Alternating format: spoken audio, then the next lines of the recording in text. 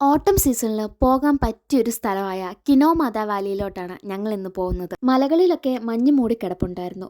ഓട്ടം ആയതുകൊണ്ട് തന്നെ ഇലകളുടെ കളറൊക്കെ മാറിത്തുടങ്ങി. ഇത് കണ്ടോ, ഇതാണ് ഇവിടുത്തെ കല്ലറകൾ. മിക്ക കല്ലറകളും ഇതേപോലെ വയലിൻ്റെ നടുക്കൊക്കെയാണ് കാണാറ്. അങ്ങനെ ഞങ്ങൾ കിനോമാത വാലിയിലെത്തി. ചെന്നിറങ്ങിയപ്പോൾ തന്നെ ക്ലൈമറ്റൊക്കെ മാറിയ പോലെ നല്ല തണുപ്പായിരുന്നു. ഒട്ടും ബഹളമൊന്നുമില്ലാത്ത നല്ല പീസ്ഫുള്ളായിട്ടൊരു സ്ഥലം. ഈ മരങ്ങൾക്കിടയിലൂടെ ഇറങ്ങി വേണം അരുവിയിലോട്ടെത്താൻ. അങ്ങോട്ട് ചെല്ലുന്തോറും തണുപ്പ് കൂടിക്കൂടി വരുന്ന പോലെ ഫീൽ ചെയ്തു. നടന്ന് നടന്ന് അങ്ങനെ ഞങ്ങൾ അരുവിയിലേക്കെത്തി. അവിടെ ചെന്നപ്പോഴത്തേക്കും തണുപ്പ് സഹിക്കാൻ പറ്റാണ്ടായിട്ടുണ്ടായിരുന്നു.